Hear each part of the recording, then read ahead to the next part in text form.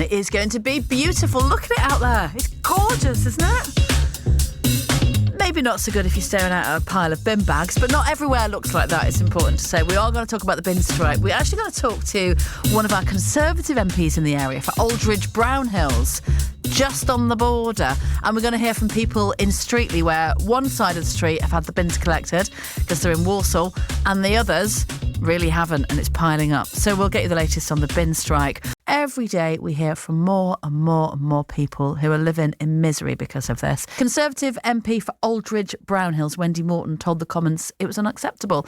So her constituency borders the Walsall and Birmingham City Council areas. She's going to tell you how she's feeling in just a moment and what her constituents have been telling her. But first we went out. Our Black Country political reporter is Anna Whittaker, and she's been to Streatley in that constituency to have a look how it feels on different sides of the same street. I'm standing on Baker's Lane, which is the divide between Walsall Council collecting your bins and Birmingham City Council collecting your bins. So I'm going to find out how people here are feeling. My side of the road was emptied, but the other side of the road wasn't emptied.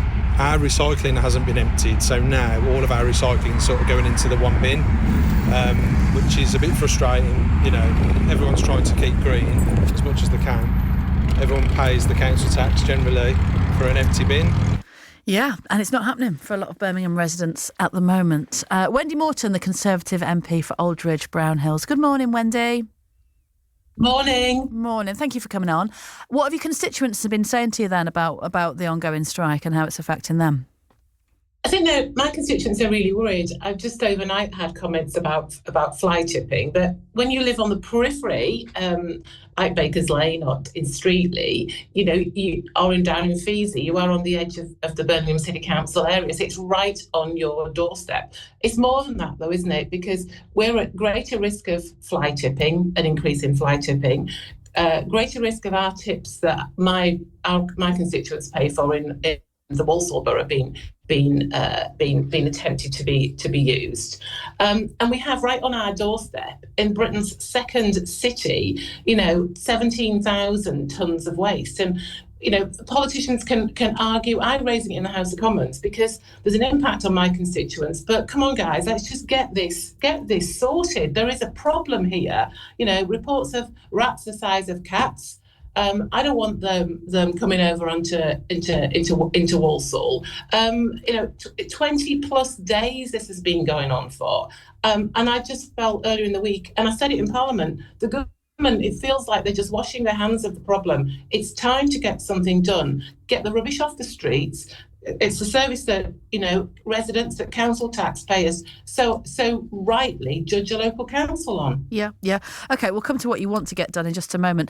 The rats then. So you're worried that the rats are going to creep over the border, right? Because I know it is a good line that you've used, to be honest, Wendy. I don't know if it was yours or somebody else's, but Squeaky Blinders. Was that yours? Yeah. The Squeaky Blinders. It's a good line. I just think, and it's not just about a line, but it was just about trying to get the point across that rubbish and rats don't respect borders. And when you've got rubbish around, the rats are going to start and move. The weather's getting warmer now, so it starts to become a public health problem as well. There are reports of rats. I'm not just making this up. We've heard it on one of your interviews today. So put all this into the mix. And this is 21st century. This is why I'm really pushing in Parliament, because somebody needs to be a voice for residents to get this sorted. I mean, I heard just the other day anecdotally that in some streets you can hardly get down the street because of the amount of rubbish. Yeah, I saw it when I drove. I'll be going back to constituency at the end of the week. As I left at last weekend to come back to Parliament, driving down Chester Road, I could see the bins piled up. It's not good enough. And what can the government do then? I mean, it's all good, well and good, isn't it? Saying do something, get something done. But practically, what can they actually do?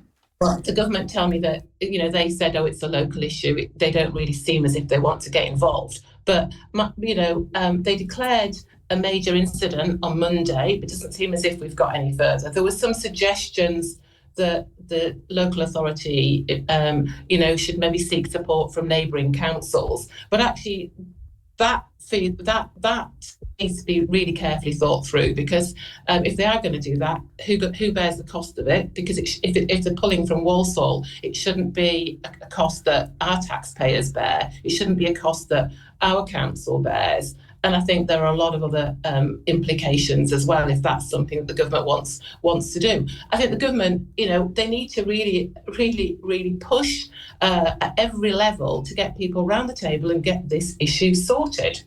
Do you think it would help if a public health emergency was declared? The Conservatives on Birmingham City Council want that. Yeah, I'm conscious that Councillor Alden has called for that. And I think, at the moment, all options should be considered, because if you call a public health emergency, it might push the government into actually doing something and resolving this problem. Because at the moment, it seems as though, we're just in deadlock. And who are the ones that suffering? It's residents, and it's residents, but it's also the reputation of Birmingham and the West Midlands. I've got constituents who go into Birmingham to work, got friends and family there. We want investment in jobs and infrastructure, and there's a great social life as well in Birmingham. It's just an embarrassment. Yeah, I absolutely agree with you on that. And I've got a story to tell you about Joe Lycett in a minute, and the reputational damage of all of this, which I'll come to in a moment, because I met him yesterday. That is a side issue. I just want to come back to, though, Wendy, this issue of what can they actually do? You keep saying the government need to bang heads together and get people around a table. That has been going on, though, hasn't it, since January, and nothing's changing. So I fail to see, if you've got two people in these entrenched positions, I think ACAS have been involved at points, and nothing's changing. I don't really see what getting the government involved would do to change that. Well, nothing else seems to be happening. We've got the government have overall responsibility, as far as I'm concerned. They, whether it means, as I say, they've called the major incident. Nothing really has changed. Maybe the public health emergency will help, but I think whether they need to call a COBRA meeting, but the ministers need to get around the table with the leaders of Birmingham City Council and the commissioners, potentially the unions as well, and say, right, guys, we need to get this fixed. Because